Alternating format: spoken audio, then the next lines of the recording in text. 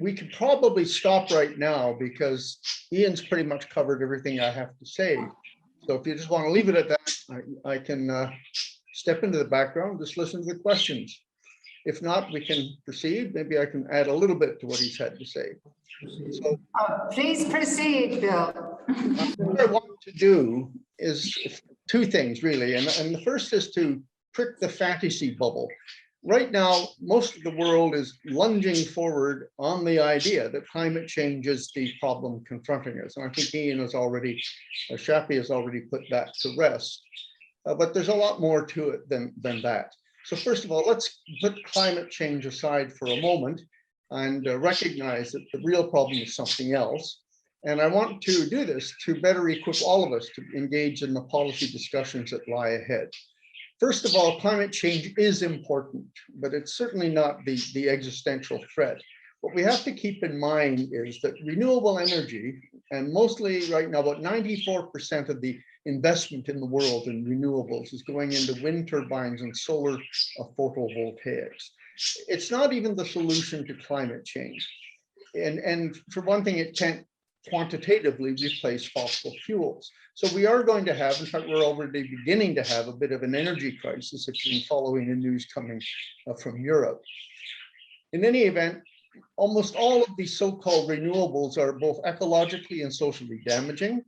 All are dependent on fossil fuels. All the wind turbines and solar panels on the planet are made using fossil fuels, and we'll have to replace all of the equipment currently using fossil fuels with equipment capable of using electricity produced in inadequate quantities by the non-solution of wind and solar power. So that's a tremendous commitment of fossil fuel just to replace fossil fuels.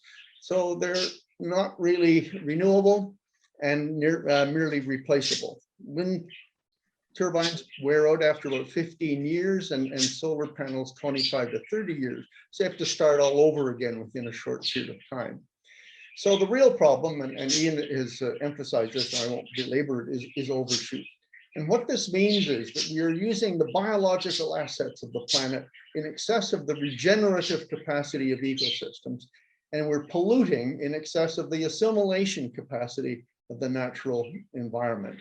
So this means we're literally consuming and polluting the biophysical basis of our own existence, and that's the definition of biophysical unsustainability. Here are a whole bunch of other symptoms. I would say at least two of them are at least as important as climate change in the dilemma confronting us. But the bottom line is this: all of these things are caused by overshoot. Climate change is just one symptom. Addressing any of these symptoms in isolation cannot solve the problem of overshoot. And untreated, overshoot is a terminal condition. You cannot continue to degrade the biophysical basis of your own existence without, at some point, going into a terminal collapse situation. Obviously, climate change is a good and well-known symptom. We know from the data that, for example, the last 6 years have been the warmest in the instrumental record. In fact, 9 of the 10 warmest years have occurred since 2005. So there's no question, this is a big deal. But other symptoms are just as important. If we look at biodiversity, which Ian touched upon, we have rough estimates of the biomass of various species going back 10,000 years. And if we go back then, this is about the dawn of agriculture, wild mammals were about 99% of the total weight biomass of mammals on Earth. Humans were much less than 1%. But with the advent of agriculture, at about this time actually, and more recently fossil fuel, things have changed dramatically. So humans now comprise 32% of the biomass of mammals on the planet. Cattle and other livestock comprise another 67%. So altogether, humans have now taken over somewhere between different estimates, but 95 to 98% of the biomass of mammals, leaving wild mammals with only 1% of the total biomass.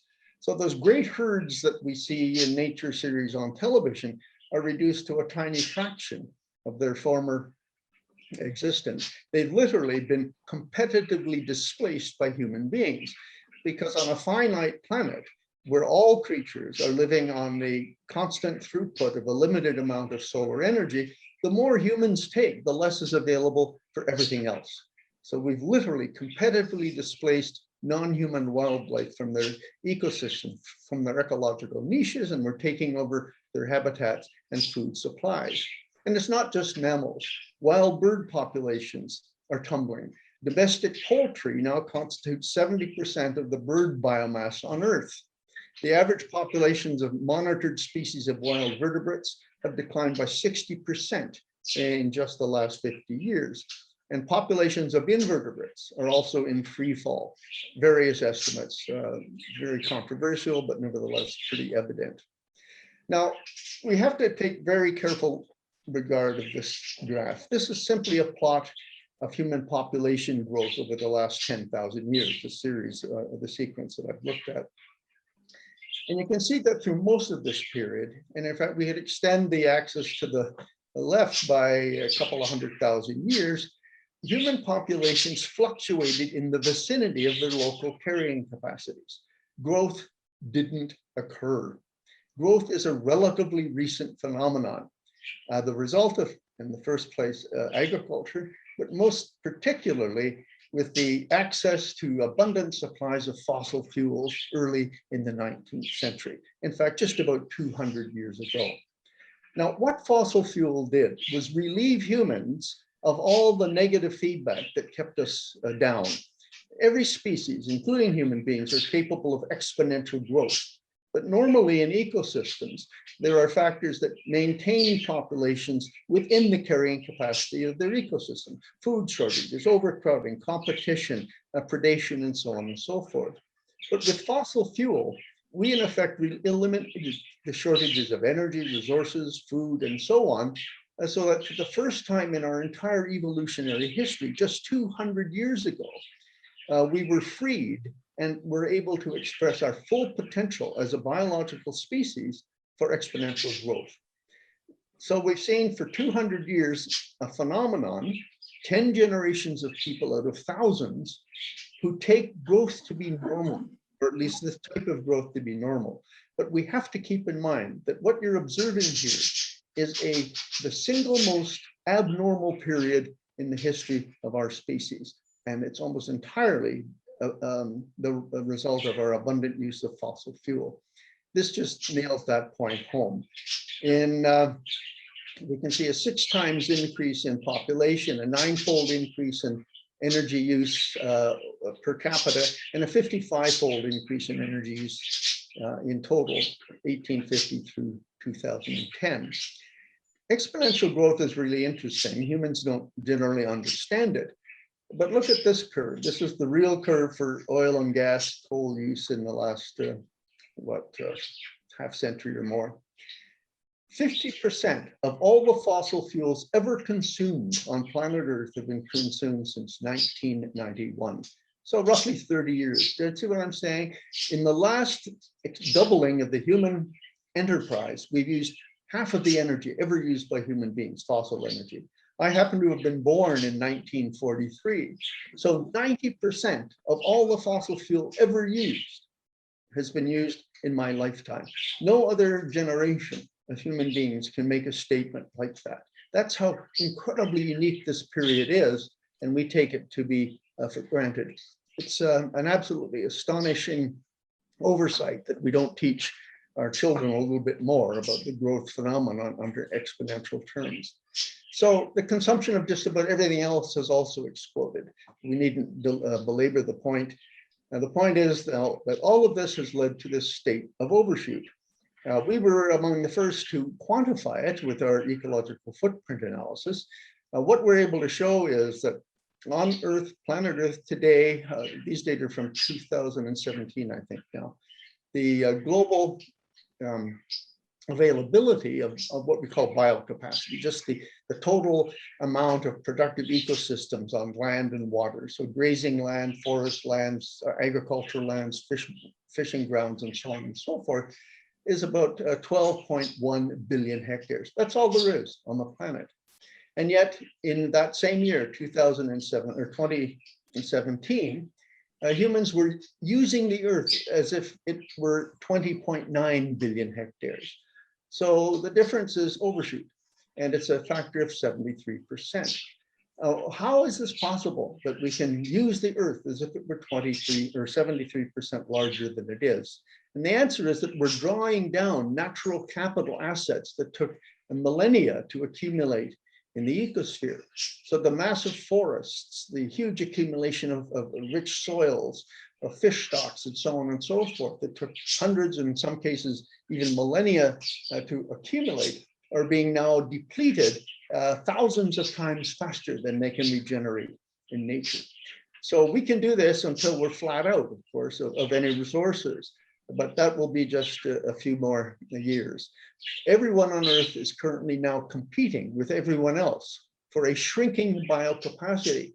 So there's the double dilemma. We continue to grow by 80 million people a year, the economy by 2 or 3% per year, which means doubling in just 23 to 35 years. And yet the biomass upon which we survive, the capacity of the ecosphere is declining with every depletion of assets that we are responsible for. So basically, we need to understand overshoot even to fix climate change. Overshoot results from too many people consuming too much energy and too much material resources and discharging excessive wastes. Solving climate change by any politically acceptable means, solar PV, wind turbines, electronic vehicles, carbon capture and storage, and all of these things will not stop climate change. Why? Because this whole approach, it comes from a mainstream perspective that is designed, and you can go online and look this up, to encourage massive investment. Lots of different investment corporations see climate change as a huge opportunity to make profits. So the entire approach to climate change is designed to encourage investment in high-tech manufacturing, to create jobs, and basically to enable continued growth. I call this business as usual by alternative means, and it will in fact not fix climate change because it's fossil dependent in the first instance, and it's going to exacerbate overshoot. On the other hand, if we actually approach overshoot, we can reverse not only climate change, but address all of the other significant symptoms. Now, I've always been fascinated by how we got into this mess. So what's really going on here? How can Homo sapiens, allegedly the wise man, have made such a mess of things? And the reason I think is that the human brain evolved to cope with very small tribal groups in relatively knowable, predictable ecosystems, very small home ranges.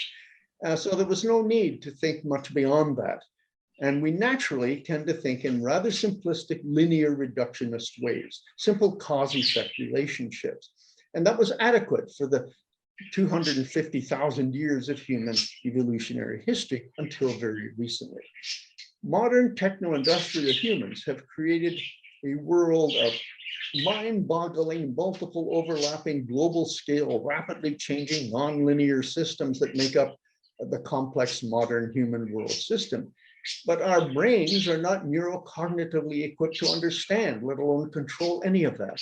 We cannot truly grasp the workings of the global economy, geopolitics, or the internet, let alone the climate system and the ecosphere. So we've literally lost control of the system that we ourselves have created. There's another issue here. I mentioned that humans, like all other species, have this capacity for exponential growth. And indeed, it's always existed, but it has been constrained by that negative feedback. But once that was released, we expressed our full biological potential shared with all other species to expand to fill all accessible habitats and to use all available resources. And in the case of humans, of course, availability is constantly being refined by refinements in technology. New Zealand was occupied by humans, I guess, what, about 800, the year 800? So it's an example of the expansion of humans into all accessible habitats all over the planet. And we now have the largest geographic range of any species, except perhaps the rats and mice that follow us around. And we're scraping the bottom of the of our planetary barrel for resources. So we're the best expression of these two tendencies of any species on Earth. There's another problem because overshoot is exacerbated by nurture as well. So on the one hand, we have a natural predisposition to expand, but we also have created mental constructs that aid this. And humans are unique in that we socially construct our realities. Basically, we make it up as we go along. But it's more accurate to say that we're not constructing reality, obviously. We construct conceptual lenses through which we perceive the real world. And some of these we call political ideology, religious doctrines, economic paradigms, scientific models, or cultural narratives. The trouble is that these conceptual lenses that we construct, these are made up through social discourse, determine how we perceive reality, okay? And then we live out of our constructed realities as if they were real. So right now, we are inhabitants of something called modern techno-industrial society, and we are living out of an elaborate social construct called neoliberal economics. The problem is that neoliberal economics promotes unlimited economic growth. That's a social construct derived from our very recent history of growth and enabled by continuous technological advances. And this reinforces our innate propensity to expand. And you can see various statements in the literature of this. One of the ones I like best is Julian Simon. We have in our hands now the technology to feed, clothe, and supply energy to an ever-growing population for the next 7 billion years. That's not human modesty talking. Now, control theory or cybernetics has given us two very powerful statements to understand what's wrong with neoliberal economics. The first is we cannot regulate our interaction with any aspect of reality that our model of reality does not include. So right now we're trying to run the world with a model of reality called neoliberal economics, but it contains no useful information about the real world. That brings up Ashley's law of requisite variety. Basically, if you're trying to manage something, your management system has to match the diversity and number of states of the system that you're trying to manage. And if it doesn't, you have a problem. Quote, when the variety or complexity of the environment exceeds the capacity, the variety or complexity of the regulatory system, the environment will dominate and ultimately destroy that system. So our economic construct has to be evaluated in the context of Ashby's law. Neoliberal economics is simplistically reductionist. It comes from that primitive brain. Its basic models contain zero useful information about the structure or dynamics of the ecological or social systems with which the economy interacts in the real world. Neoliberal economics is utterly incompetent to guide modern culture's interactions with either biophysical or social reality. So here we are trying to fly a planet of infinite complexity with a model that contains no information about the nature of that environment at all. And in case you think I'm spinning my wheels here or making this up, here's a graph that appears in just about every standard economics textbook. It's called the circular flow of exchange value. And it's the basic model of the economy, which sees businesses and households in a mutually reinforcing relationship. Households spend money on goods and services provided by industry, but industry provides wages and salaries to households in exchange for labor and investment capital. And with each cycle here, the system grows, but you'll notice there's no connection to anything outside of itself. So the fundamental model assumes the economy is separate from and exists independently of the ecosphere, when in fact, this is a more accurate description of the reality. So again, we see that economic model down below, but the goods and services are produced entirely from available energy and matter extracted from the ecosphere, which contains the economy. And all of that energy and material sucked into the economy is returned to the ecosphere as degraded, dissipated energy and matter. And by the way, this includes all the final products. So everything that enters the economy returns to the environment. It's not an environment at all. It's the ecosphere that contains the economy as degraded, high entropic waste. And that then is our problem. We're over-consuming from the left and over-polluting on the right. We in Overshoot are really a malignant parasite on the planet. We are gaining the vitality. The growth and maintenance of the human enterprise occurs at the expense of the reduced vitality of our host ecosphere. We're literally polluting and consuming our host ecosphere from the inside out. And propelled by this constructed growth narrative, we cannot even implement our own negotiated climate agreements. So this is a simple plot of the increasing carbon dioxide concentrations over the past, 60 or 70 years or so. And you can see a steady increase.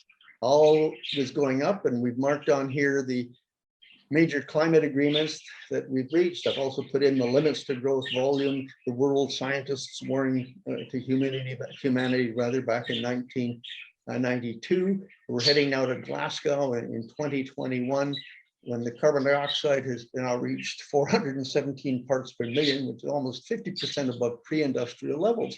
And the point of this curve is to show not just the increase in carbon emissions, but the fact that none of the agreements that we've entered into, none of the international conferences have had any effect whatsoever. You can't detect the date of their occurrence on these curves. It may have been steeper had we not had those meetings, but the point is we've done nothing to reverse climate. And again, I come back to this curve. The driving factor is the exponential growth of the fossil-powered human enterprise. Well, we have to look back at that curve because there is a warning from population ecology. What goes up will come down. This is taken straight out of a standard textbook on ecology. It shows the boom-bust cycle that occurs in some species when introduced to a new habitat with plentiful resources. There's a boom, a phase as the resources feed the exponential growth of that population, just as we see in the human case. And the whole point of this is to show that as matters stand, the expansion of the human enterprise resembles this early boom phase or plague phase of a one-off population boom-bust cycle. And it wouldn't be the first time. These are real data from reindeer populations introduced to islands offshore Alaska when there's plenty of lichens. Populations boom and then bust when they run out of resources. Well, humans are no different. The only way that we can really fix overshoot, and with it climate change and so on, is through significant reductions. And that means 50% overall globally and up to 80% in rich countries of energy and material throughput. That is the scale of overshoot at the present time. That 73% that I showed you earlier amounts to 50% global reductions and 80% reductions in rich countries if we wish to reach a to equilibrate again with the natural ecosphere. So to act consistently with our best science would require a planned economic and population contraction to perhaps the 1 or 2 billion people who could live more equitably and quite decently within the means of nature. Overshoot is that extensive at the present time. The choice before us is simple in some sense and very difficult in another. Overshoot is a terminal condition. If we stay on this track, there's no question that the human enterprise will contract violently, as other species do when they deplete their fundamental resource base.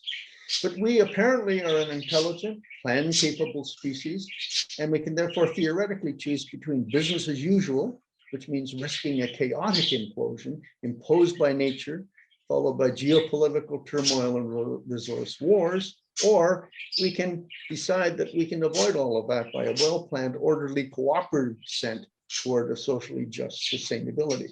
I didn't know about the curve that Ian showed us. This is my own from the work I'm talking. It's very similar, of course. Carrying capacity and overshoot. When you overshoot carrying capacity, you lose carrying capacity. So we should have followed the green curve. The green curve would be the curve of an intelligent species recognizing that it's approaching its planetary carrying capacity and organizing to control its population level and levels of consumption to remain below that carrying capacity. As matters stand, we've gone into overshoot. There's been a loss of carrying capacity. So the best we can do now is to drop down from the height of our overshoot to the dotted red line, which is as I say, where carrying capacity currently stands. The other option, of course, is the systemic collapse and following the solid red line.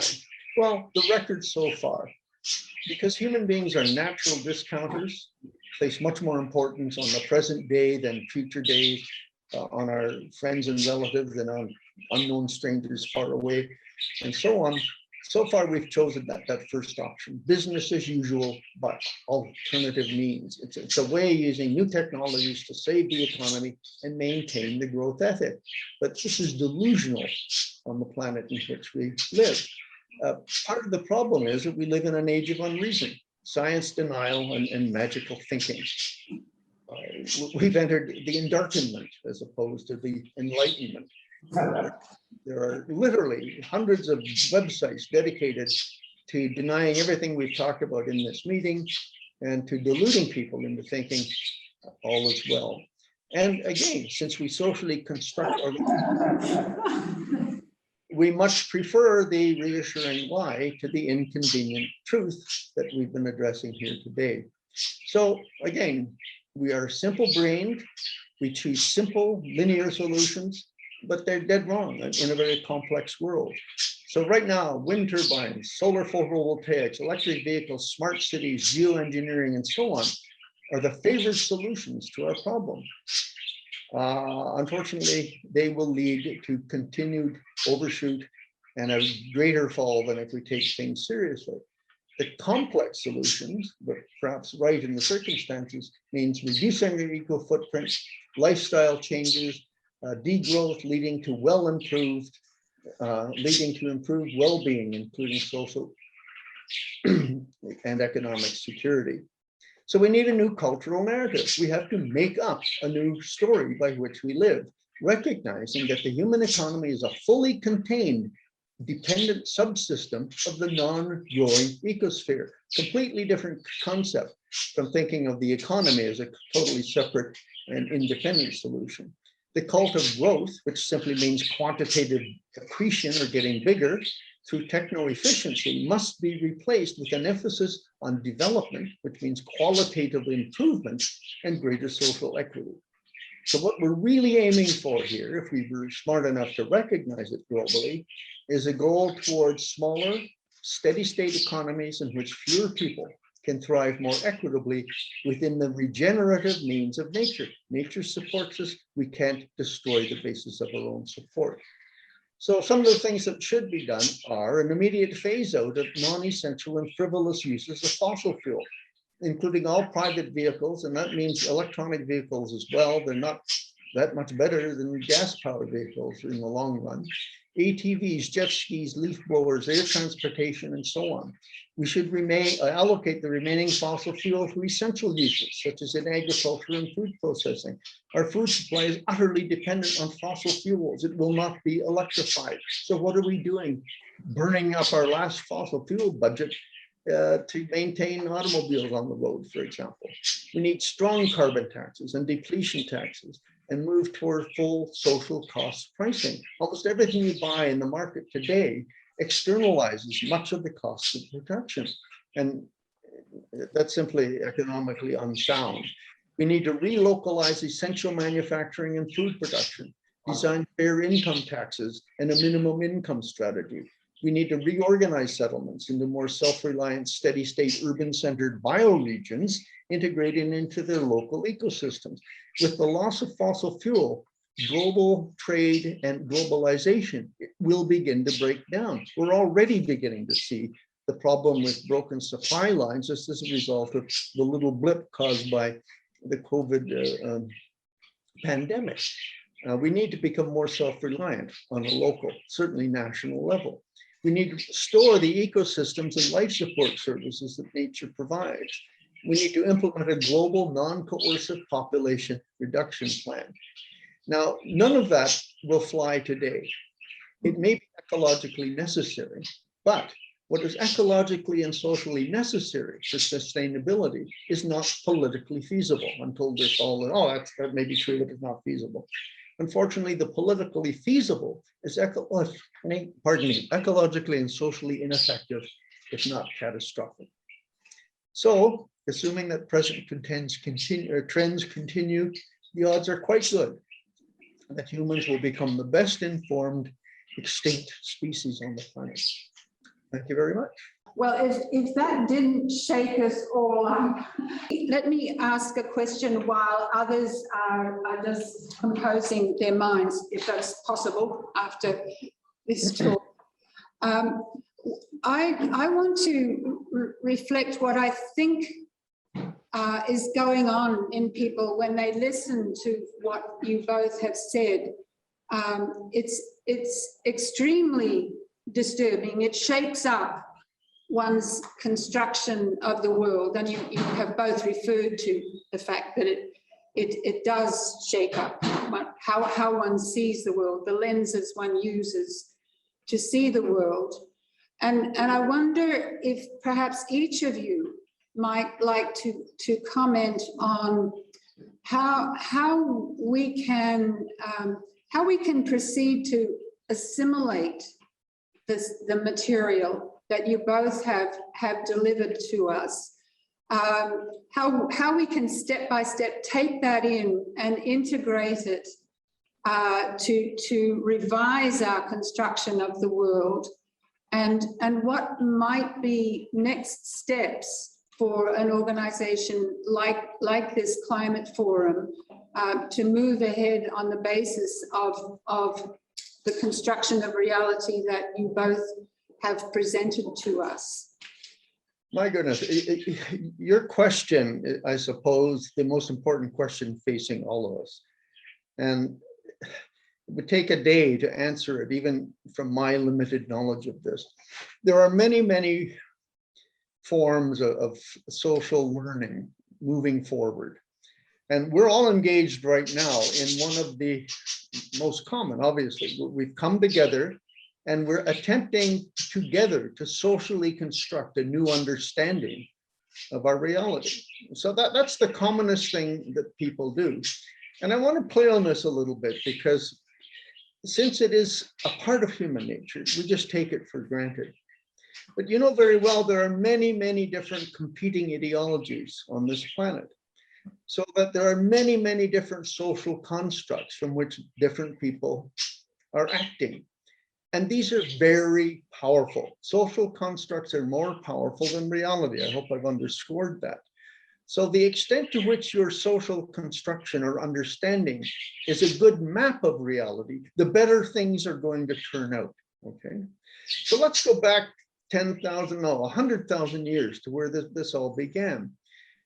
Here's what happens. When a young person is grown into a particular cultural or tribal context, he is exposed, or she is exposed repeatedly to the tribal norms, to the myths, to the cultural beliefs, values, and assumptions. Repetition, repetition, repetition. And by the time that individual was a young adult, we now know that the continued repetition of ways of thinking about things, ways of perceiving about things, literally help to shape the brain. So your neural networks are shaped by repetition of the norms of your particular cultural context, okay?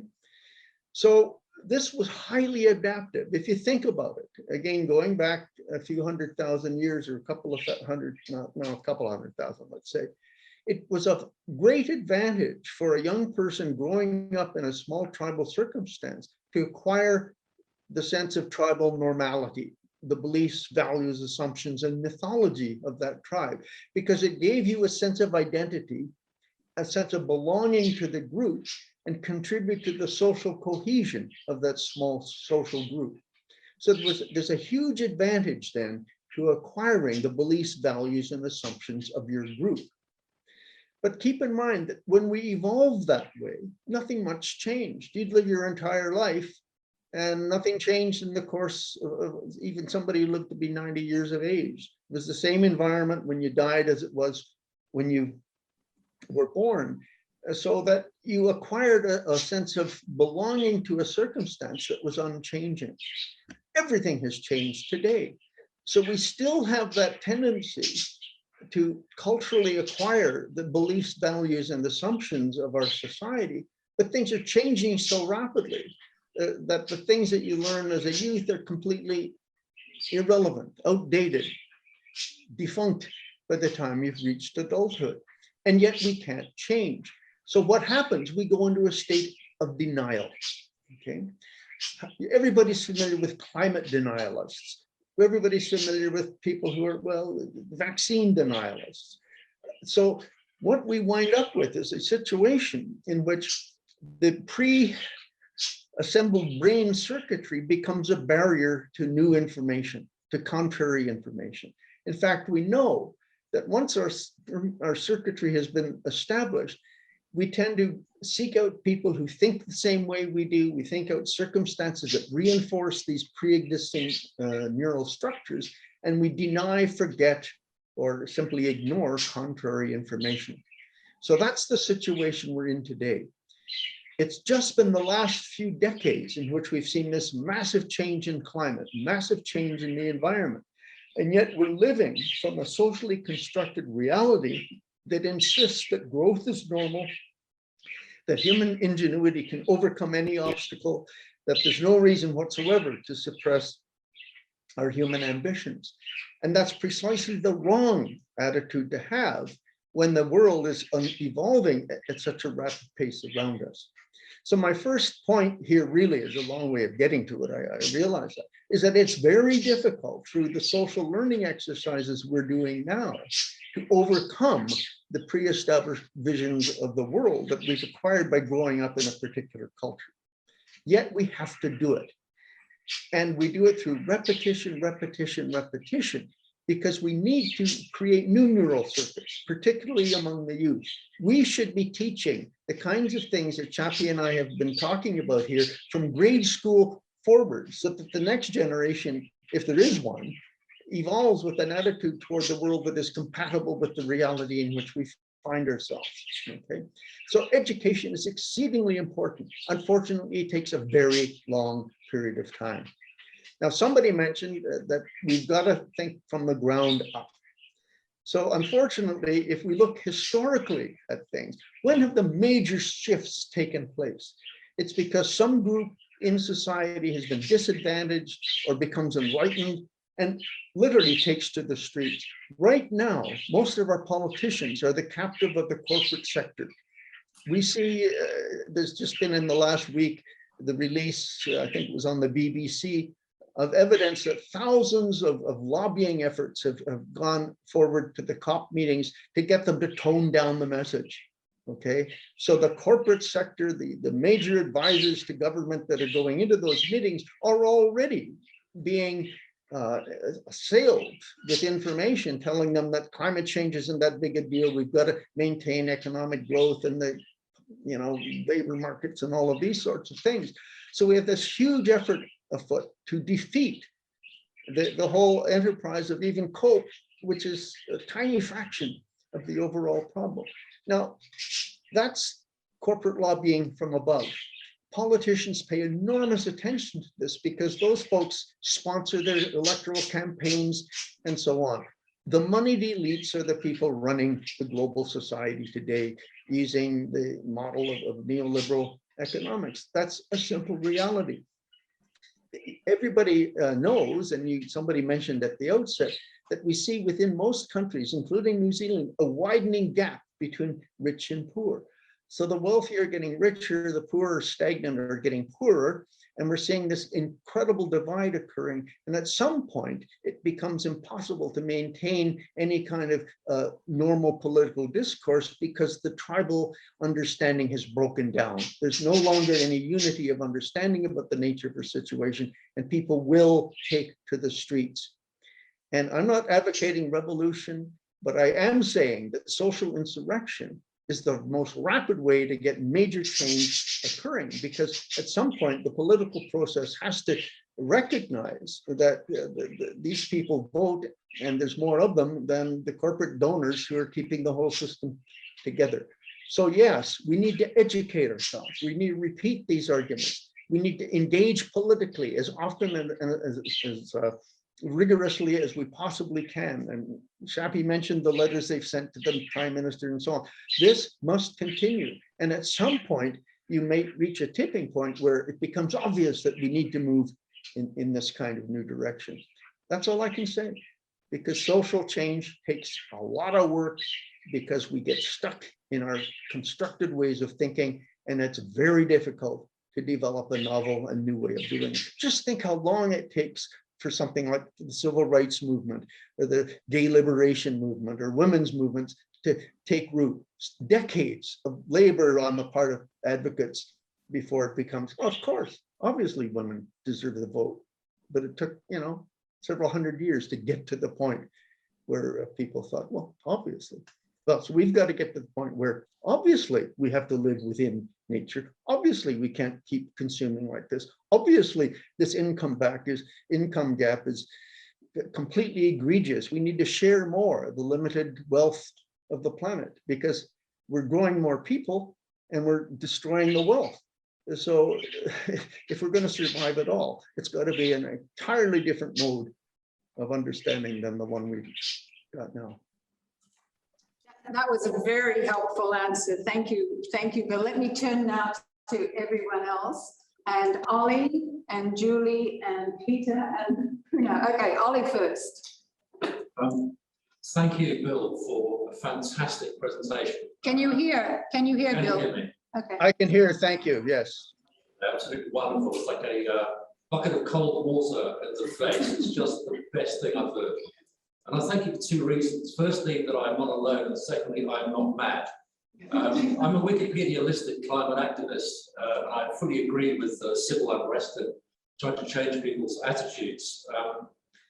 I come to a climate forum. We discuss recycling and traffic lanes, and I want to scream because I think all these initiatives are really worthy, but I define them as a shallow apology.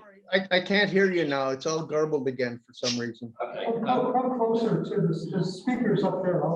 Yeah, speak towards the speaker. Is that good now, Bill? Can you hear me? That's better, much better. Okay, cool. So I come to a climate forum, and when we talk about what we're doing, I find that it's very much promoting the status quo, and it's all defined as what I would call shallow ecology. Yes, indeed.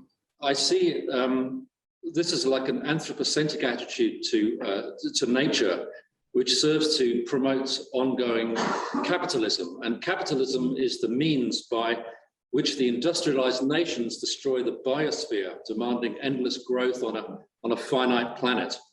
And really, I can only describe it as a death cult, one giant Ponzi scheme, if you like, which is really in danger of collapsing because the wobble is happening at the moment, more and more. And I really see this as a fundamental issue as to if this is not dealt with, then nothing else really matters. And you've really cemented a lot of those beliefs for me today with your excellent presentation. My question: what's the situation with global population reduction? As a climate activist, I would often get a lot of flack for this because I have 5 kids. So tell me. Oh. Okay. Can you hear me? Something just happened there. You're clear still? Yeah, you're right. Look, right now, we're adding about 80 million people per year to the world population. So just about 1%. And that's going to remain that way for some time because of the very large number of young women of reproductive age. This is an extremely difficult situation because we can show, using our eco-footprint analyses, for example, that most of the increase in global impacts right now are not being caused by the rich quarter of the world's people.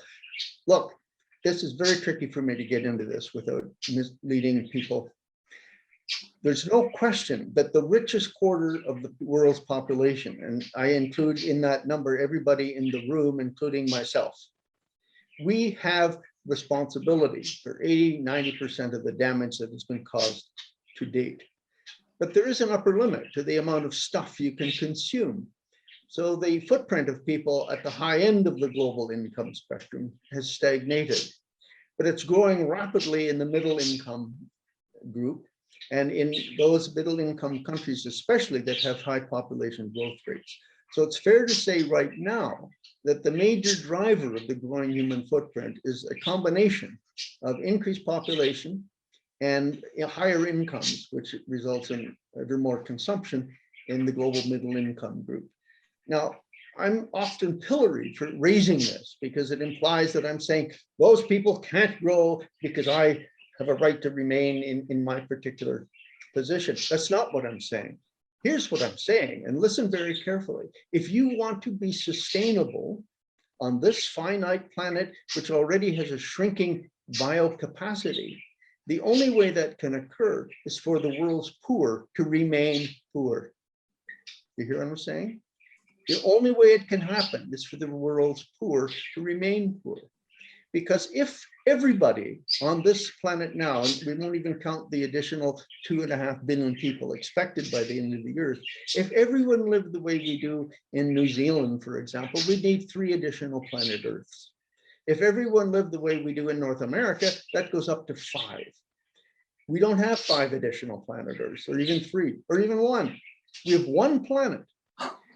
Present time, the growth of the human population combined with rising per capita consumption is literally, this is where my parasitic analogy comes in, we're literally consuming the planet that sustains us.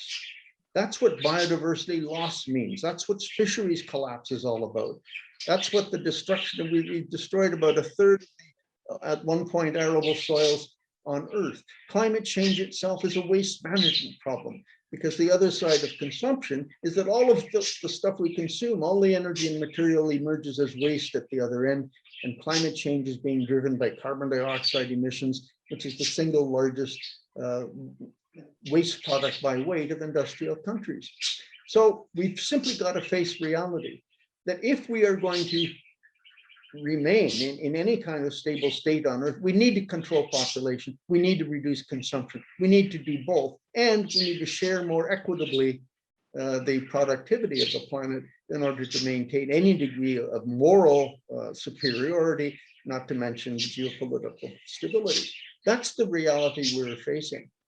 And we're facing this reality in the context of a society that has been taught since grade school to expect each generation to have more and more stuff than their parents, and that life will go forward and you'll get richer and richer if you just apply yourself. So you've got that socially constructed driving force, and that's the capitalist mentality that our previous speaker talked about, in a world which can't survive that kind of driving force. That's the conundrum of Overshoot. And that's why I say this. We've got a huge cultural override that we need to create to suppress and deny the prevailing paradigm any further foothold on the future. Because if it is sustained, we're done for. And that's everything that's going on next. You watch at the COP meetings, they will come to no suitable agreement. The suitable agreement would be a massive reduction in energy and material consumption, the phasing out of private automobiles, the elimination of air travel, for example, at least until we get electric planes, which is not going to happen. And that's the reality we want to face, and nobody's going to face that reality coming from the mentality of perpetual growth promoted by ever improving human technological ingenuity that's taking us down into a pit, in my opinion. Thank you. Julie.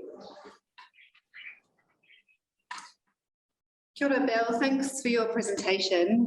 I was going to ask about geothermal and hydropower, which you didn't mention in your presentation because New Zealand is wealthy in both, thankfully. But actually, after your previous answer, I want to change my question and just ask you to expand a little bit on what you said about poor nations should remain poor. So my understanding of population growth is that the richer nations of the world generally have plateaued or are declining in population, and that the poorer countries of the world are exploding in population, as you said, and that the key driver for the explosion in growth is food insecurity and poverty. So if we wanted to curtail their growth in a humane way, how would you clarify what you meant by poor? Okay, listen, be clear. Again, these are very tricky areas, and I'm almost hesitant to get into them. What I said was that if you want to maintain any kind of ecological stability on Earth, then the present poor will have to remain poor. Okay, I'm not saying that they should remain poor. I'm saying that you cannot raise 7 million people or 7 billion people or 8 billion people to New Zealand or North American material standards without destroying the planet. So that kind of material growth for everybody isn't in the cards, which implies we have to do something else. And the something else is to share the existing material wealth while getting a grip on population. Now, the easiest way to do that is through improved economic security, education of women. No question. If women have better access to education, if they have better access to a capital to acquire some degree of economic freedom, they will choose to have smaller families. So you're absolutely right. To some degree, population growth is being driven by insecurity insofar as people think they need to have more children to maintain themselves in their old age and so on. So that's when this sharing of our wealth comes into play here. We need to fund around the world programs to elevate young women to the point where they feel economically secure enough that the question of large families isn't an option for them. By the way, there's a huge problem here with male egos as well, isn't there, in some situations, because we're overcoming many, many different competing social constructs of the nature of cultural reality. Here's an idea that even people who believe in markets should like.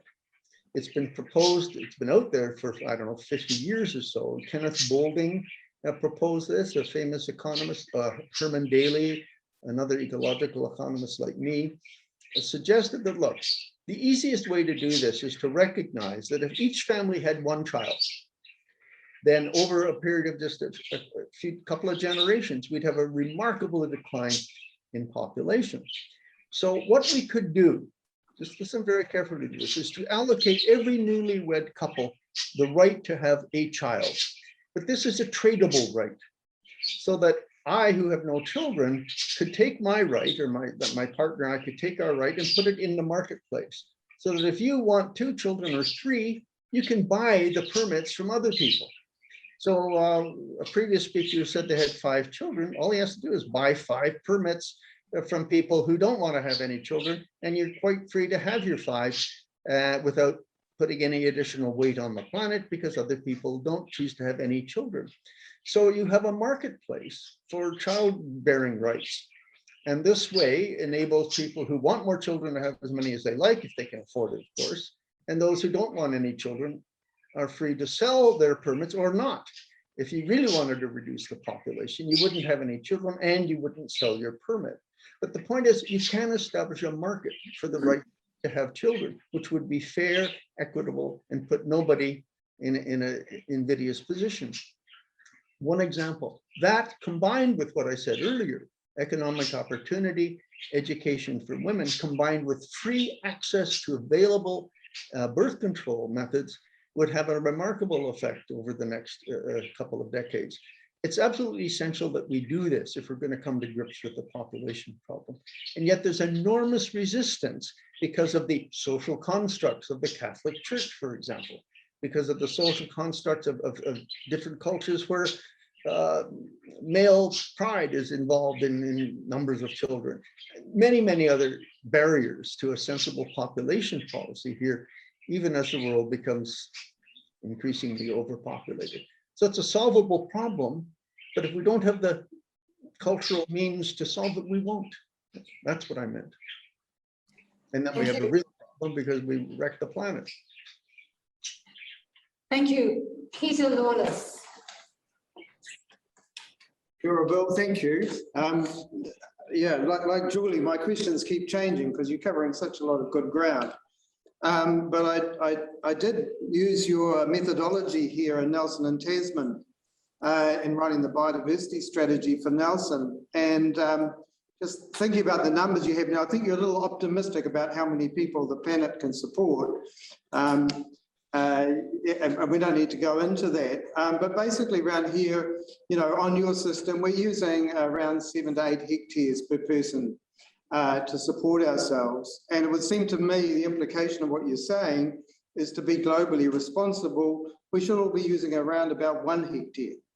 So I wanted to check that math because, I mean, part of our dialogue as a climate forum might well be that to be socially responsible, we need to reduce our per capita consumption by maybe 70% per person. Because for a period of time, even if we do what you've said, the population of the planet is going to be sitting around 7 billion to 10 billion. That's about our lot. Is that about right? It's headed toward 10 billion, yeah, by mid-century, yeah. So how many hectares should we have each? I mean, 7 or 8 seems pretty high. I think in the States you're sitting around about 9, you know, Canada around about 9, 10. Yeah. Okay, well, again, this is the carrying capacity question. It's not difficult math. If there's 12.1 billion hectares on Earth and in about, say, 8 billion people, then in a completely equitable, totally fair circumstance, each of us would be entitled to the biological productivity and waste assimilation capacity of 1.5 hectares. That's it. And yet in New Zealand, I think you're up to about 6 and we're at 8 or so in North America. So we're in North America using 5 times our fair share of the world's bioassets. That's why we live so well, or that's how we live so well. But keep in mind that in the poorest countries of Africa and South America, people are living on less than half a hectare. So that's the indication or the measure of the disparity, even in ecological terms. So that the eco-footprint method shows clearly the ecological inequity as well as the economic inequity. But the bottom line is this: if you have 10 billion people living like North Americans, then in theory, they would need something like 80 million hectares of planet, and there's only 12.5. So it can't happen on the single Earth planet without complete destruction of the biophysical capital that is built up over time. And again, that comes back to what I said earlier. You want to have a stable planet, then everybody who's poor has to stay that way. And of course, that's an unacceptable solution by any measure. We therefore have to devise a different solution. And that is the solution that you mentioned. We need to reduce our eco footprints from 6, 7, 8, or whatever it is in Europe, North America, New Zealand, Australia, down to that 1.6 on average. Now, the good news is this: you should all go get a book out of the library called Factor 5. Factor 5 shows that with existing technology, we could reduce our consumption of energy and material by 80% without any important change in lifestyle. Okay. Now, unfortunately, okay, so that's a kind of an efficiency argument. It's well illustrated, but the book Factor 5 will show you that it's at least technologically possible to achieve the kinds of reductions that we're talking about. The problem is that historically, contrary to intuition, every major improvement in efficiency results not in less consumption, but in more consumption. So much of the environmental movement is based on the idea that we just got to get more efficient. If we produce twice as much with fewer resources, or if we can produce the same with fewer resources, we're going to be better off. It doesn't work that way. Unless there's other interventions in the economy, greater efficiency results in cheaper goods and services because the costs of producing them decline. If something is cheaper, you sell more of it. And companies that go more and more efficient get a bigger share of the market, which means their profits increase. So their shareholders get bigger money and they can pay higher wages and salaries to their employees roughly. So the net effect of efficiency over the past couple of hundred years is clear.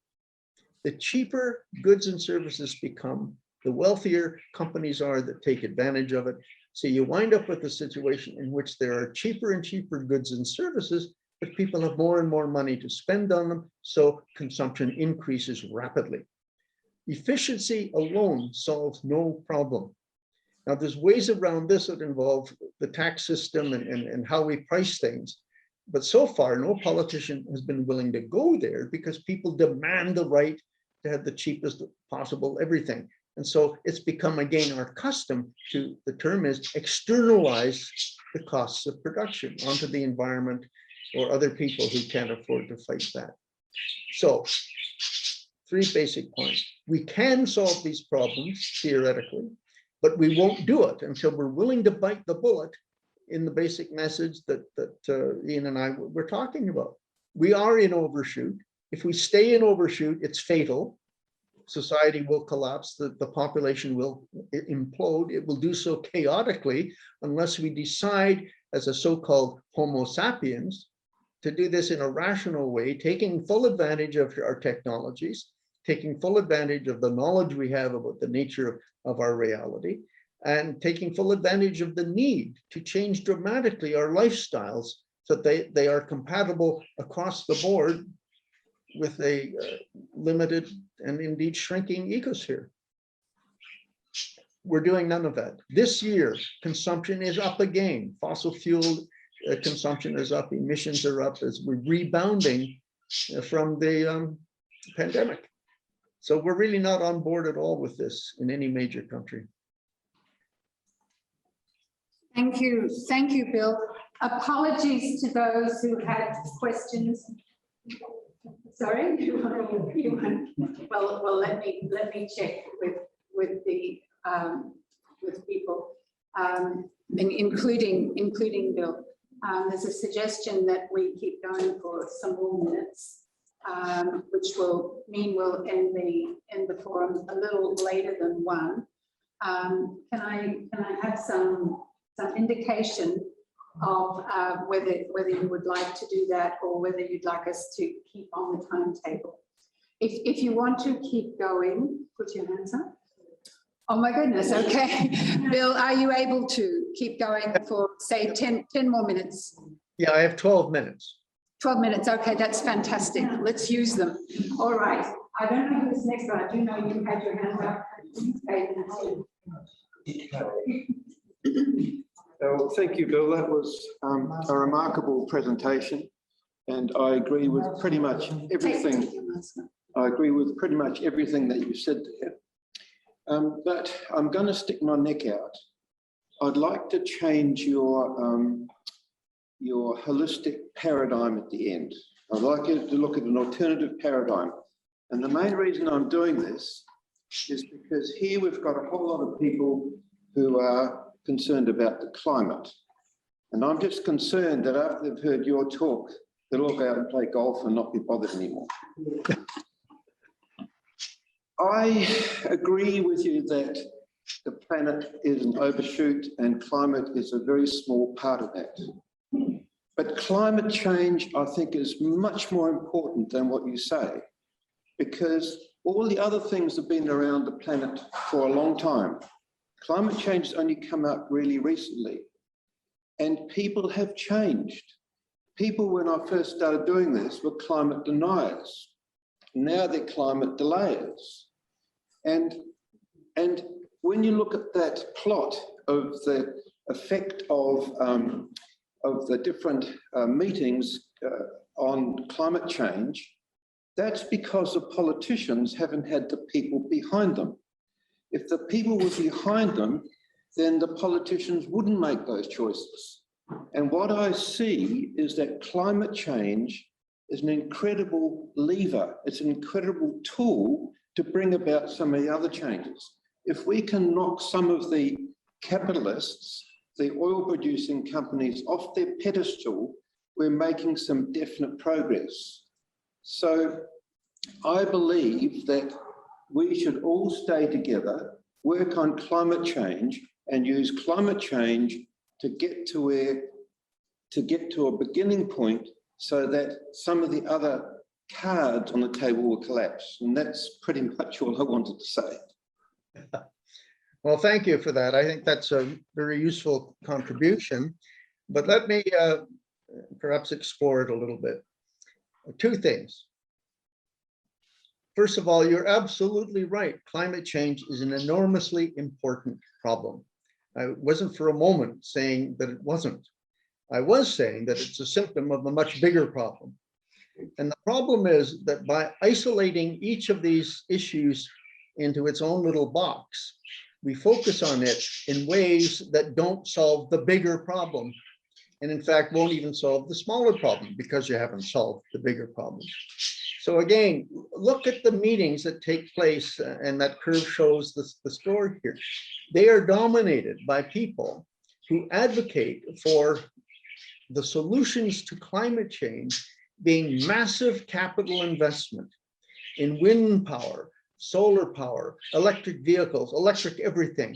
And now we're getting into carbon capture and storage, into technologies that don't even exist yet. In fact, the recent climate models utterly depend on those technologies that don't exist yet in any effective way, or the models fall apart. So the problem is that the current approach to taking climate change seriously from a mainstream perspective is an approach that involves investment in large-scale capital enterprises that maintain the status quo. So they don't address the big problem of overshoot. They worsen it. Moreover, they won't solve the climate change problem because, well, I'll send you some paper. Wind and solar cannot quantitatively, that is, in equal portion, replace fossil fuels. It's just not on. So they don't solve the climate change problem. They don't solve the overshoot problem. They dig us deeper into a hole. So we need to take a different approach, even to climate change. And the only approach that works, if you want to solve the climate problem, if you really want to reduce carbon emissions, you have to stop burning carbon. And you can't do that if you're going to invest billions of dollars in high technology based on carbon. Wind towers, solar panels are all built using fossil fuels. The technology that they depend on, the factories, the highways, the transmission lines, and all of that stuff aren't built with electricity, which is all the alternatives produce. They're built with fossil fuel. So it's a kind of a self-defeating argument, even in the medium term. We can't say what technology will bring in the future. Here's a bigger problem. Supposing, just for the sake of argument, that we overcome all the technical problems associated with alternative energy, and we are able to replace fossil fuel with electrical energy in all of its domains. Okay, so that's a huge assumption. If it were to happen, it would destroy the planet, because as I've explained over and over again here, the reason humanity expanded so massively in the last 200 years was because of the superabundance of a cheap source of energy. If we have a different cheap source of energy, such as wind and solar electricity, and we keep using it the same way we used the previous cheap source of energy, we'll simply continue to grow and gut the planet. So no matter which way you cut this, we're not going to solve the problem by addressing climate change. The only way to address climate change is to address overshoot, which means reducing consumption, reducing energy consumption, reducing population. If we do those things, climate change disappears. Sorry, but that's the only way I can see looking at this. Thank you. I think time for a last. One tiny question, please. Well, I need to give Tim, you're giving up your. You go to Ollie. Okay, Ollie. Bill, can we make the necessary changes within democracy? That's a very good question. Depends on how you define democracy.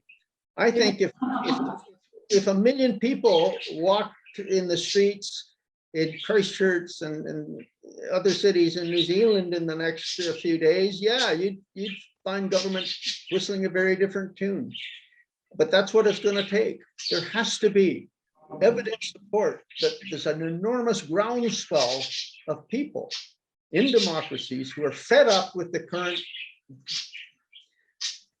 governance system and the kinds of decisions that it is making, not on our behalves, but on behalf of maintaining the status quo, which is not, look, the status quo isn't even benefiting the majority of people any longer. So we have no stake in maintaining it. We need to get people to be serious, or our politicians to get serious about the kinds of changes necessary to make a real difference. Nothing that has, look, even if all the agreements that were reached at Paris, which was a great celebration for everyone, even if those agreements were implemented, it's less than 1/3 of what is necessary to reach the Paris targets.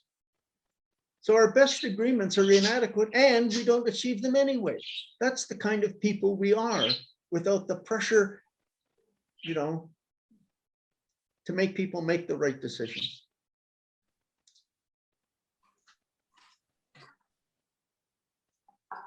Okay.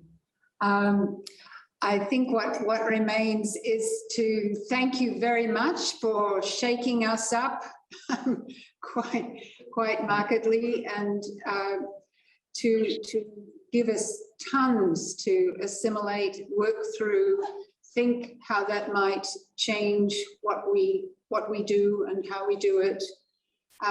So thank you so much, Bill, for being with us and giving us a great deal to think through and rework.